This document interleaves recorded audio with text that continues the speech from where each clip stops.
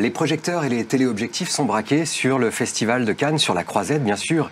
Les fans se pressent religieusement contre les barrières, délimitant scrupuleusement la limite entre le monde réel et celui du cinéma. Un tapis rouge habille les fameuses marches du plus grand festival du cinéma au monde. 24 marches que notre invité a arpentées des centaines et des centaines de fois. Merci d'être avec nous, Gilles Jacob. J'ai bien dit arpenter et pas monter ni remonter, parce que je crois bien que vous êtes interdit de monter ces cannes. Je n'ai jamais monté. Il y a une raison à cela. Pour une raison très simple, pour clamer haut et fort que les organisateurs de festivals ne sont pas des vedettes, ce sont des organisateurs. Et ils n'ont pas à prendre la grosse tête et à faire comme si. Mais je les ai descendus pour accueillir tous les grands cinéastes du monde entier, les acteurs, les actrices, tous les gens qu'on aime. Là, oui, parce que c'est un signe de considération, de respect, d'honneur. C'est dans l'autre sens que ça se passe. Absolument. Parce qu'il faut bien rendre à César ce qui appartient à César. Vous allez me dire si je me trompe, mais il me semble que c'est Yves Mourouzi qui a inventé la montée des marches. C'est pas tout à fait ça. Dans l'ancien palais, il y avait quelques marches, mais c'était pas suffisant pour un cérémonial. Elles étaient dangereuses, on pouvait tomber, donc c'était pas terrible. Ce nouveau palais monumental a permis d'avoir des marches qu'on a été obligés de reconstruire parce qu'elles étaient trop hautes pour les talons aiguilles des dames qui montaient les marches. Qui méritaient bien ça. Donc cet escalier a 24 marches, un palier intermédiaire et un palier en haut. La première année, il y a le parvis assez gigantesque avant. Les gens montaient comme ils voulaient. Alors les voitures s'approchaient, déposaient les artistes, il y avait du public qui était là, et il fallait faire du slalom entre les gens pour pouvoir accéder à l'escalier. Le problème, c'est que les photographes ne pouvaient pas travailler. Donc ils se révoltaient et ils faisaient grève. Là, il a fallu réfléchir à un dispositif qui permette aux gens de travailler et qu'en même temps, le public soit là. Et j'ai demandé en effet à Yves Mourouzi, qui était un génie du spectacle, qui mettait une fesse sur le bureau de Mitterrand ou descendait dans un sous-marin pour filmer. On rappelle, pour nos plus jeunes téléspectateurs, c'était le présentateur du journal de la Une. De la Une de l'époque. Et Mourouzi m'a dit, écoute, voilà ce qu'on va faire. On va mettre des deux côtés une cordelette, on va mettre des balustrades pour que les journalistes et les photographes puissent s'installer commodément, et puis on va réglementer tout ça, et petit à petit on a créé une musique, des projecteurs, une protection par-dessus, un vrai cérémonial et une vraie danse, une chorégraphie de la montée des marches. Et c'est en effet grâce à Yves Mourouzi qu'ensuite on a mis au point tout ça en 2 ou 3 ans. Et en 87, on a habillé avec le tapis rouge. Il y a eu le tapis, et là, ça devient légendaire. Jusqu'en bas des marches, puis ensuite jusqu'au bas de la rue. Vous le dites, ces marches-là, c'est pas anodin, c'est le regard, le cœur et le poumon du festival.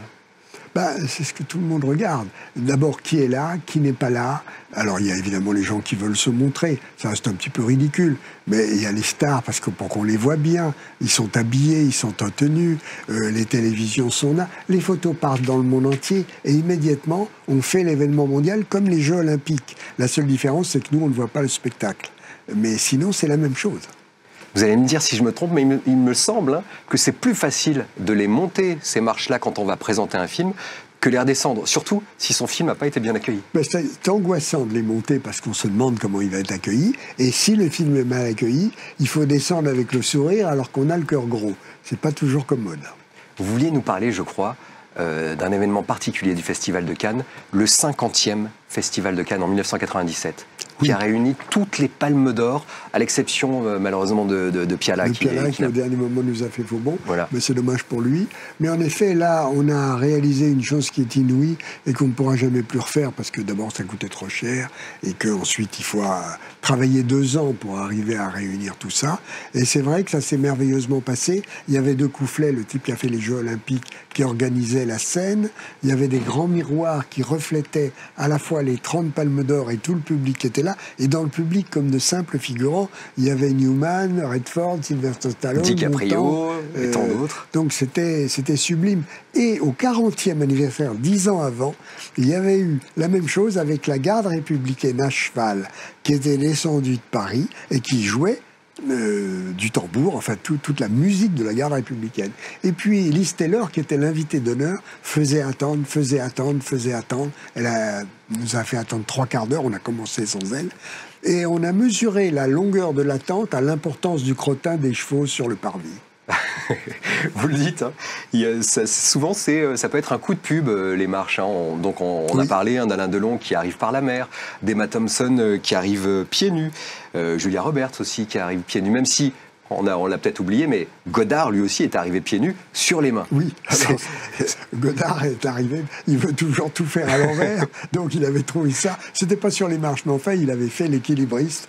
C'est un équilibriste génial. Et donc, oui, les marches, c'est un peu tout ça. Alors, ce qui est un peu dommage, c'est quelquefois, il y a des équipes de films qui sont en production, qui se font un coup de pub en montant les marches, en nous prévenant ou sans nous prévenir, au détriment de l'équipe du jour. Ça, c'est pas très correct. Bien donc, sûr. Il faut être vigilant. Mais la plupart du temps, ça s'est bien passé quand même. Oui. Il y a eu des montées des marches incroyables. Vous le racontez dans votre livre, Dictionnaire amoureux du Festival de Cannes chez Plon. Vous racontez ces défilés d'acteurs hollywoodiens, ces félins, ces Paul Newman, cette galaxie d'acteurs incroyables. Vous dites qu'il n'y a pas de plus belle montée des marches de Cannes que par ces acteurs qui ont appris à jouer de leur physique. C'est-à-dire que les acteurs hollywoodiens, ils ont une chose que les autres n'ont pas, ils apprennent à bouger. Le corps. Pas seulement les yeux, l'expression, etc.